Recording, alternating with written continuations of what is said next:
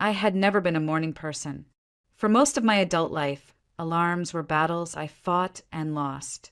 The snooze button, my closest companion. But that morning was different. Long before my phone buzzed, I was already awake, staring at the pale strips of Chicago sunlight cutting through the blinds. My heart was racing in a way that had nothing to do with caffeine or deadlines. It was the thrill of knowing that in just a few hours, I'd be stepping onto a plane bound for the Mediterranean, leaving behind my office, my routines, and, if only for 2 weeks, the gnawing guilt I carried with me every day. 2 weeks of freedom. 2 weeks with him.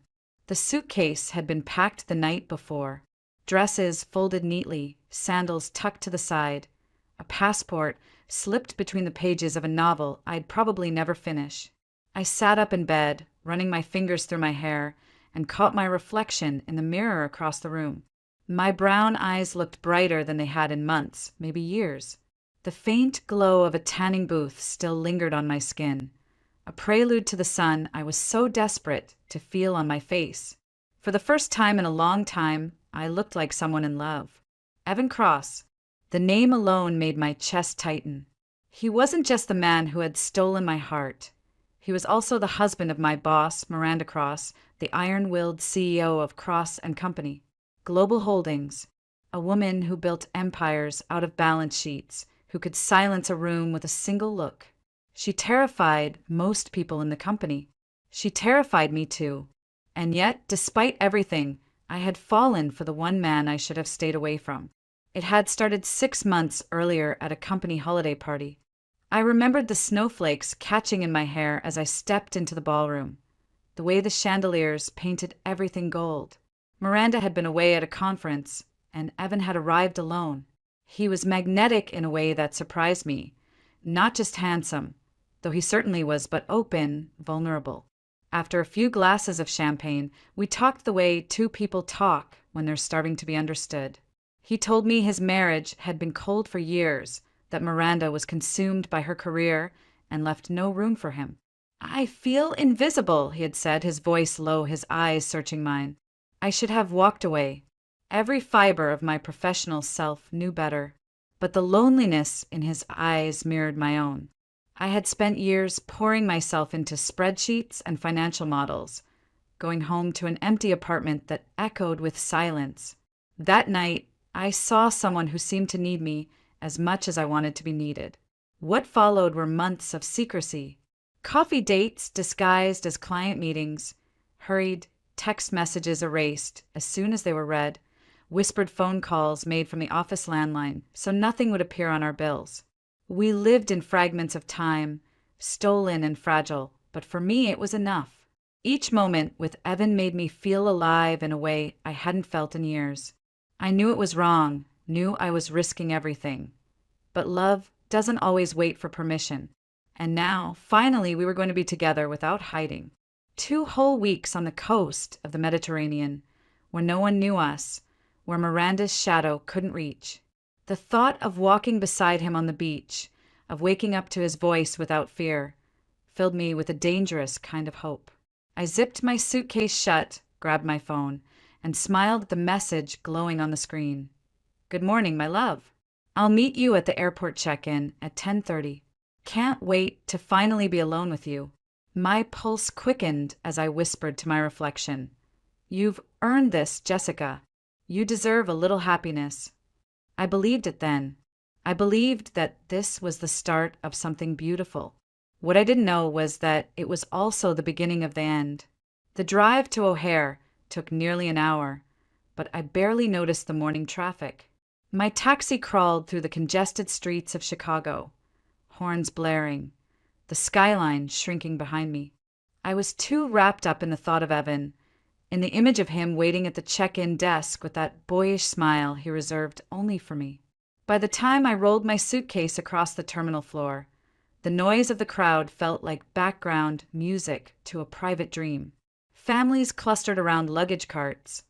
Businessmen hurried past with phones pressed to their ears. But I moved as if floating, convinced nothing could break my joy. It was 10:20, 10 more minutes until I saw him. My phone buzzed, and I expected another sweet message. Instead, the caller ID froze me. Cross and Company. Reception. My throat tightened as I pressed accept.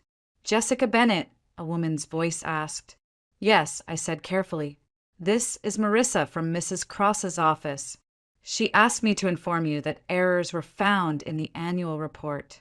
She needs you to come back immediately and review all the numbers before you leave. My grip tightened on the phone. That's impossible. My flight leaves in 3 hours. I'm already at the airport. I understand, but Mrs. Cross was very clear. She's expecting you. The line clicked dead before I could argue. For a moment, I just stood there, surrounded by the chatter of strangers, but the air felt heavy, suffocating. Miranda. Of course, she would find a way to remind me who was in control. But this time, I told myself she couldn't ruin everything. I had already checked my bag. I was leaving. Nothing would stop me. The phone buzzed again. Evan. Relief surged as I answered. Jess, we have a problem. His voice was tight, urgent. My chest went cold. What do you mean? Miranda canceled her trip to Singapore. She's in the office right now, asking questions about my plans. I think she suspects something. The ground seemed to shift beneath me. So, you're not coming? There was silence on the line, then his broken sigh. I can't, not now. If she finds out, a divorce would destroy me. Everything I own is tied to her. The words stabbed deeper than I expected. I wanted to scream, to beg him to choose me anyway. Instead, I whispered, but I'm here, at the airport, waiting for you. I know. I'm sorry. Just stay put. I'll try to come in an hour, maybe a little more. We'll figure it out. When the call ended, I was left staring at my reflection in the dark screen, a woman with painted lips and empty eyes. Around me, announcements echoed, flights boarding, people embracing, lives moving forward. And I sat alone, holding onto a dream already slipping through my fingers. That was when I felt a touch on my arm. I turned, startled, to find a young woman standing beside me. Her dark curls were tied in a high knot, her skirt bright with patterns that clashed against the sterile airport walls. Gold chains glimmered at her throat, and her eyes were sharp, too knowing. Beautiful woman, sitting alone, she said softly, her accent lilting. But I see trouble in your eyes. I stiffened. I'm waiting for someone. She smiled faintly. A lover. My breath caught. Excuse me. You carry a secret, she continued, settling onto the seat beside me as if she belonged there. You think this journey will bring you happiness, but I see danger ahead. Go back. Return to your office. There, you will find the answers you need. Her fingers brushed mine, warm, dry, unsettling. Before I could respond, she rose and vanished into the crowd, swallowed by the moving tide of travelers. I sat frozen, pulse hammering. Logic told me to dismiss her, to laugh it off as some fortune-teller's scam. But a voice deep inside whispered that she was right, that I had wandered into something much darker than a forbidden love affair. And for the first time, the idea of returning to the office didn't feel like surrender. It felt like survival. I told myself it was madness, turning back toward the city when I should have been boarding a plane. But the woman's words lingered, like smoke I couldn't breathe past. By the time my taxi pulled up to the glass tower of Cross and Company, I had convinced myself of a simple excuse. I'd left an important folder in my office, one Miranda might notice missing. That story would buy me a reason to be there, if anyone asked. The lobby was half empty, quiet in that eerie way large buildings feel when most people are traveling or working from home. I swiped my badge, the scanner beeping green, and rode the elevator up 26 floors. My reflection in the steel doors looked pale, restless. When the elevator dinged open, I stepped into the hushed corridor and walked toward my office, heels clicking like guilty confessions. Inside, the air felt wrong. Too still, too sharp. My desk was exactly as I'd left it the day before, but something tugged at the corner of my vision. I leaned closer to the bookshelf, And that's when I saw it, a tiny black lens tucked between volumes of financial law. My chest constricted. I tore my gaze across the room, and there it was again, another dot glimmering above the molding near the ceiling. My stomach dropped. Cameras. My hands shook as I pulled open the bottom drawer of my desk. Beneath a stack of files, wires snaked into a device no bigger than my palm. A recorder. Someone had been listening. For how long? Weeks? Months? I spun toward my computer, desperate for some kind of reassurance, but when I tapped the keys, the screen flashed a password prompt. Not the one I had set. I typed my usual code 3 times. Rejected. Locked out. The panic clawed at my throat. Whoever had planted those devices hadn't just watched me. They had shut me out, taken control. Looking for something, Jessica? Her voice sliced through the silence like a knife. I turned slowly. Miranda Cross stood in the doorway, her silhouette framed by the city skyline behind her. Perfectly pressed suit, hair pulled into a severe knot, eyes as cold and sharp as the steel tower she commanded. I came back for a folder. I stammered, the lie thin, pathetic. Miranda's lips curved, not into a smile, but something more dangerous. A folder. Of course. She stepped inside, the heels of her stilettos striking the floor with measured finality. Do you think I don't know? About the lies, the stolen moments, the little affair you've been clinging to like a child with a toy. My knees weakened. Miranda! She raised a hand, silencing me. Don't insult us both.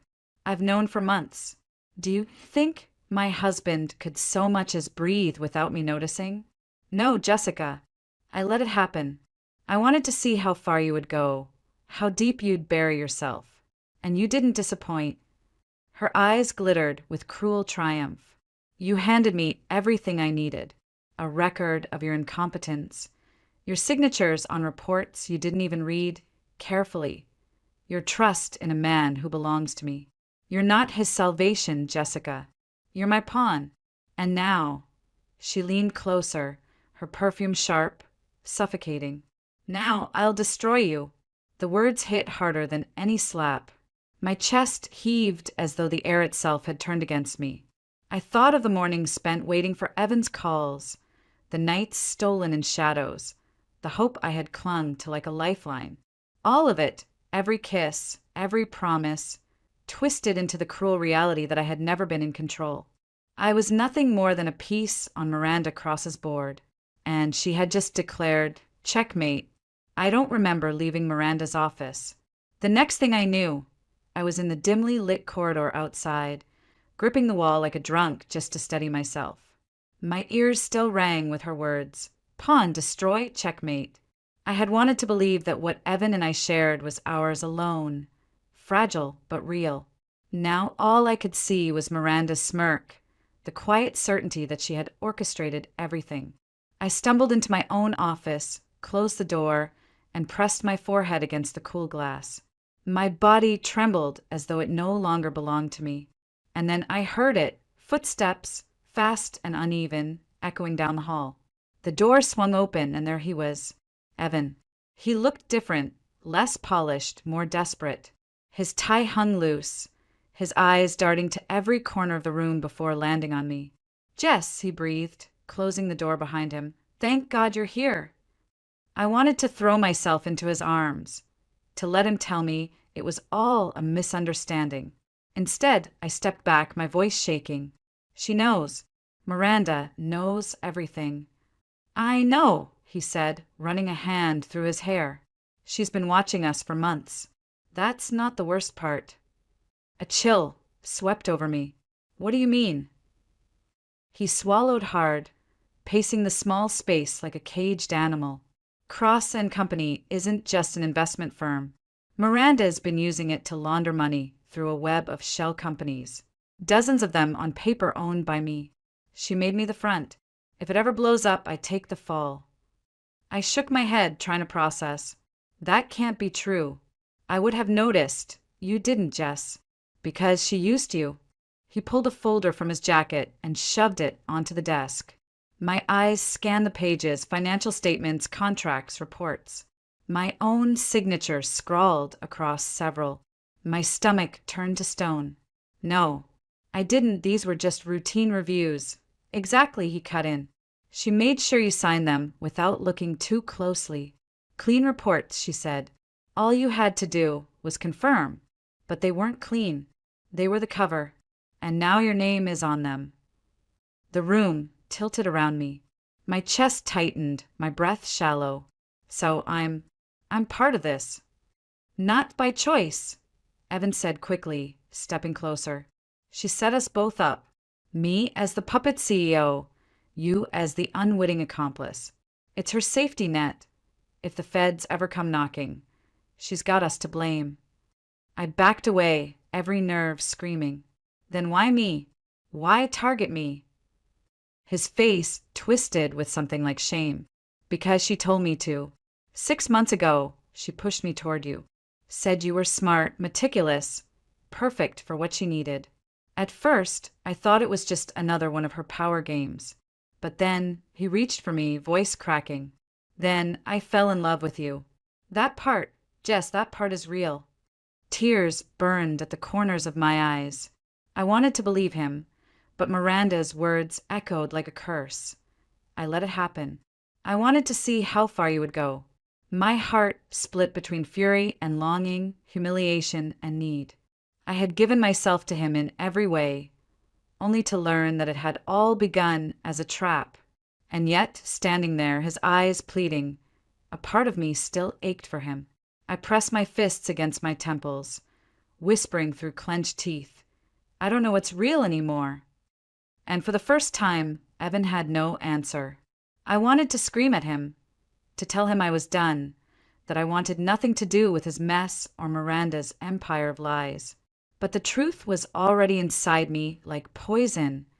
I had signed those reports, my name was there.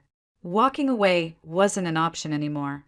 Evan leaned closer, his voice urgent. We can't run blind. We need proof, Jess. Real evidence that ties it all back to her. If we can get into her computer, pull the files, we'll have leverage.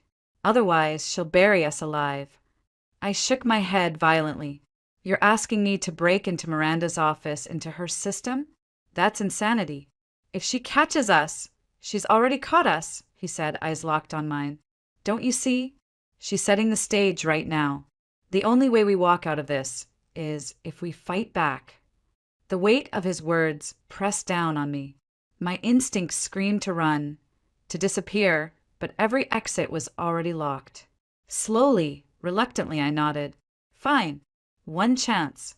But if this goes wrong, we're already out of chances, he finished for me. The corridors of Cross and Company were nearly empty that night. The fluorescent lights buzzed overhead as we moved like shadows, every step amplified by my racing pulse. Evan swiped an access card he'd stolen from Miranda's assistant, and the door to her office clicked open. I had only been inside a handful of times before. The space was immaculate, minimalist, glass desk, chrome fixtures, the city stretching out beyond the floor-to-ceiling windows. A place built to project absolute control. My hands trembled as I slid into her chair, the leather cold against my skin. Password. I whispered. Evan handed me a slip of paper, codes he'd pieced together over weeks of watching Miranda work. I typed them in, heart hammering. For a terrifying moment, nothing happened. Then the screen flickered, and her world unfolded in front of me. Folders upon folders. Accounts. Contracts. Offshore ledgers. I clicked, dragging files onto a flash drive. Numbers scrolled past, dizzying in their scale. Billions moved through shell companies I had never heard of, each one a ghost with Evan's name on the masthead. Then I saw it. Project Phoenix. I opened the file, bell rising in my throat. The plan was spelled out in precise detail. Miranda intended to drain every account, collapse the company in a planned bankruptcy, and leave the wreckage behind. And when the investigators came, every trail would lead back to Evan Cross and Jessica Bennett. My hand flew to my mouth. She's going to destroy us completely. Evan's face hardened. Not if we get this out first. But before I could copy the final folder, the office lights blazed on. Going somewhere. Miranda's voice cut through the silence, cold and sharp. She stood at the door, flanked by two men in dark suits, her private security. Their eyes locked on us, hands hovering near their jackets. "Run," Evan hissed. He yanked me up, grabbing the flash drive from the port. The next seconds blurred into chaos, shouts, footsteps, the crash of glass as Evan shoved over a lamp to block their path. We bolted into the hall, sprinting past cubicles, alarms already wailing. The stairwell echoed with our frantic descent. My heels slipped on the concrete, breath tearing from my lungs. The guards were close, their footsteps pounding just above. We burst through a door into the sub-basement, weaving between shadowy corridors lined with pipes. The air was thick, metallic, suffocating. Up. Evan pointed to a service stairwell that climbed toward the rooftop. We climbed 2 flights, 3, until the door exploded open into the night. Chicago stretched out below, a glittering map of lights. Ahead of us, a narrow steel bridge connected our tower to the parking structure across the street. Wind howled, rattling the beams. My legs froze. The drop was endless black. "I can't," I gasped. "You can," Evan urged, gripping my hand. "It's this or die here." Behind us, the door slammed open, Miranda's men pouring onto the roof. Bullets cracked the night air. Adrenaline surged. I forced my feet forward, step by trembling step across the swaying bridge. The wind roared in my ears, my heart pounding so loud I thought it might burst. Then, somehow I was across. Evan followed, pulling me into the shadows of the garage as shouts echoed behind us. For the first time in hours I could breathe, but the flash drive in Evan's hand felt heavier than lead. We had escaped for now, and I knew Miranda Cross would never stop hunting us. We didn't stop running until the city swallowed us whole. Evan's friend owned a loft near the river, a place he swore was off the grid, and that was where we collapsed just before dawn. The space was cluttered, blinds drawn tight, the faint smell of paint and dust clinging to the walls. It wasn't home, but it was safe, at least for the moment. I dropped onto the worn leather couch, lungs burning, every muscle trembling from the night's chase. Evan double-locked the door, pulled the blinds tighter, then sank into the chair opposite me. In his hand, the flash drive gleamed like a cursed object, the tiny thing that now held both our damnation and our only hope. "We can't sit on this," he said, voice hoarse. "Miranda will move fast.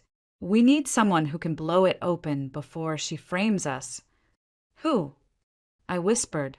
My throat felt raw. "The police? She owns half the city. The SEC? By the time they act, she'll have buried us." Evan leaned forward, eyes burning. "There's a journalist, Victor Hale, investigative. He's been chasing Cross and company for years, but he's never had hard evidence. If we give him this, he'll run it. He'll protect us." The name meant nothing to me, but the desperation in Evan's voice was unmistakable. "And if he doesn't?" I asked. "If he sells us out, or worse, if Miranda already has him in her pocket?" He didn't answer. The silence between us said everything. I stared at the floor, the weight of reality pressing down like a vice.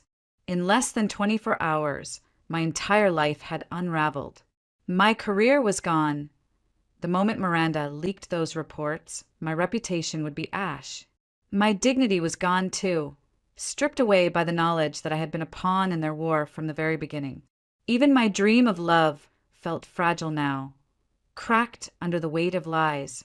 And yet here I was, still breathing, still sitting across from the man who had both betrayed and saved me.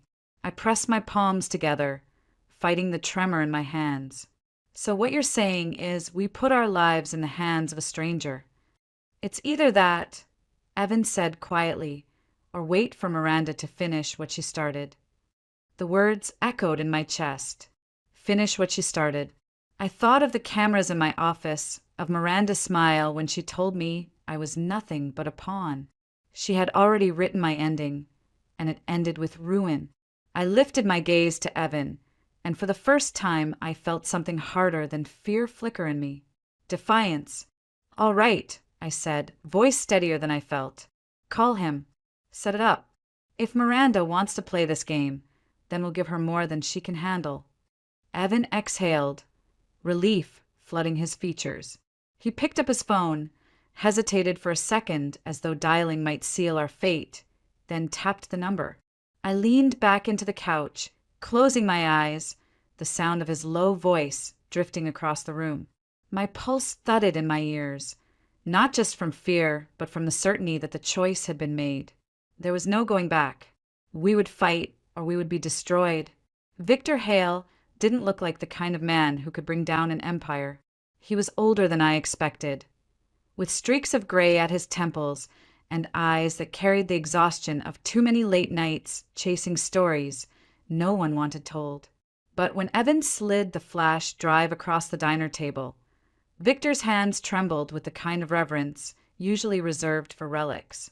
"This," he murmured, tucking it quickly into his jacket, "is what I've been waiting for." Miranda's built a fortress around herself, but even fortresses have cracks. Give me a few days. I'll run this through sources, cross-check everything. When it's ready, it'll go public everywhere at once. Days? I asked, my voice tight. "We don't have days." He met my eyes steadily. "If I rush it, it won't stick. She'll call it fake, bury you both before the ink dries. If I do it right, there's no way out for her." Something in his calm steadiness made me believe him, even as my stomach twisted with impatience. When we finally left the diner, Victor drove us out of the city, farther than I'd been in years. The skyline disappeared, replaced by long stretches of trees and the glimmer of lakes. Hours later, we reached a cabin tucked deep in the woods, weathered but sturdy. "No phones, no internet," he said firmly, handing Evan a prepaid flip phone with one number saved in it. "You stay here until I come back. Don't contact anyone. Don't leave. If she's as dangerous as I think, she'll already be looking for you." And just like that, we were exiled. The cabin smelled of cedar and dust, its silence heavy enough to choke. The first night, I lay awake listening to every creak of the wooden beams, every rustle of branches outside, convinced that Miranda's men would burst through the door. Evan tried to reassure me, but his voice no longer carried the certainty it once had. He was just as scared as I was. Days blurred together. We cooked canned soup on a rusty stove, huddled under blankets as the nights grew colder. Without internet, without news, we were trapped in our own thoughts. I stared at the peeling wallpaper, replaying my life like a film on loop.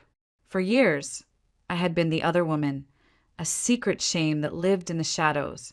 I thought I understood what that meant: guilt, longing, stolen happiness.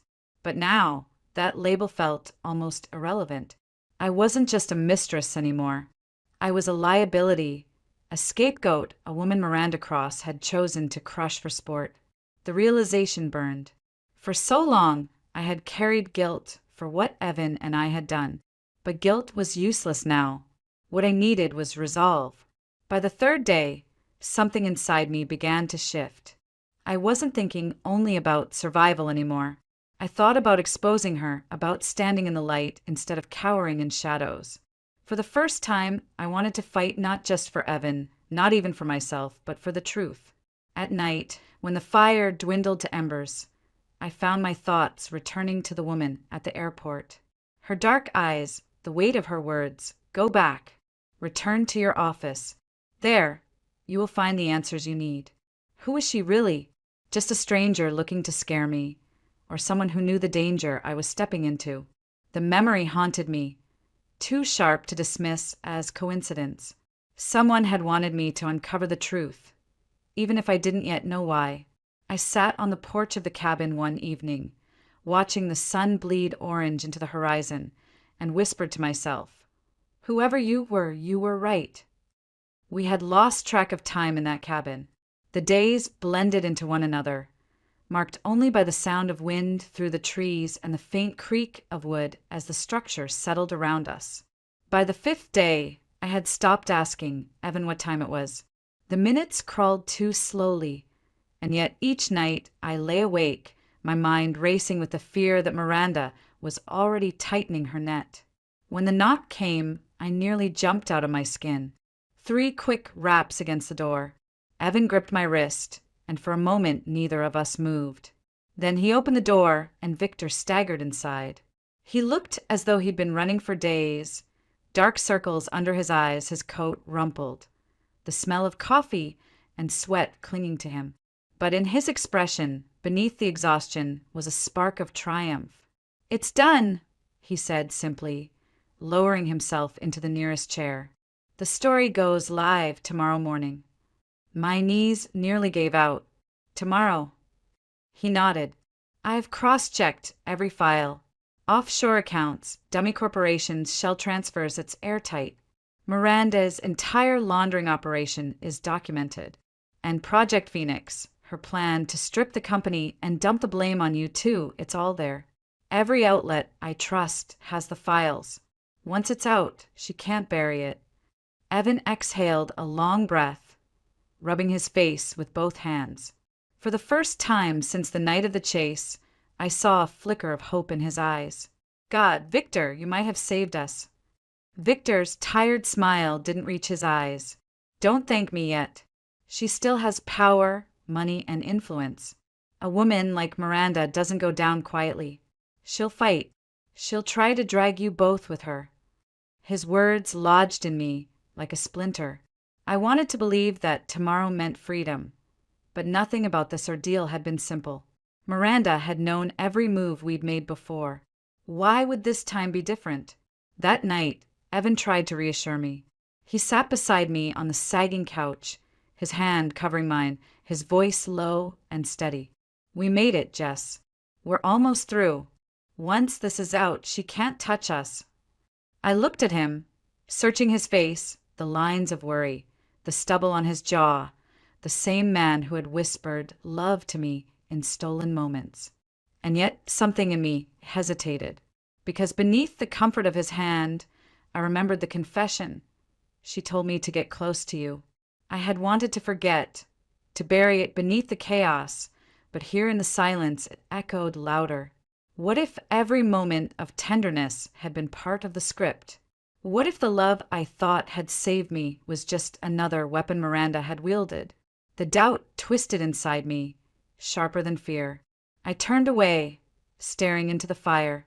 Even if she falls, we'll never get back what we lost. Evan's hand tightened on mine. "I don't care about the company. I don't care about her. I care about you." I wanted to believe him. I wanted to drown in those words and let them wash away the betrayal. But part of me knew better. Love built on lies, no matter how deep, might never be real. Still, truth was truth, and tomorrow the world would see it. That, at least, Miranda couldn't take from me. The morning came quietly, almost deceptively so. The woods around the cabin were still, the air damp with the scent of pine and soil. But inside, the air vibrated with tension. Victor had left us an old radio, the kind that crackled with static, and Evan fiddled with the dial until a news station came into focus. The announcer's voice was calm, professional, but the words cut through me like thunder.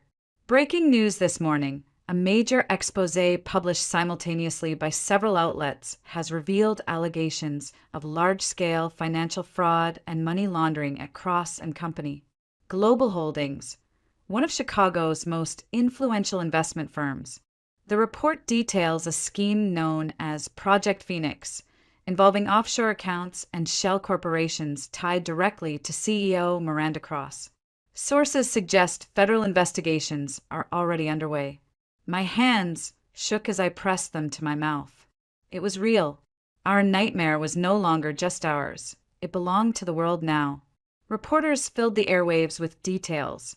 Miranda's hidden accounts, the billions funneled offshore, the plan to bankrupt the company and pin it all on her husband and a junior analyst. My name was spoken aloud, my signature on the fraudulent reports displayed on television screens across the city. Evan's name, too, his face shown as the so-called figurehead CEO of shell corporations. The weight of it crushed me and freed me at once. I wasn't anonymous anymore.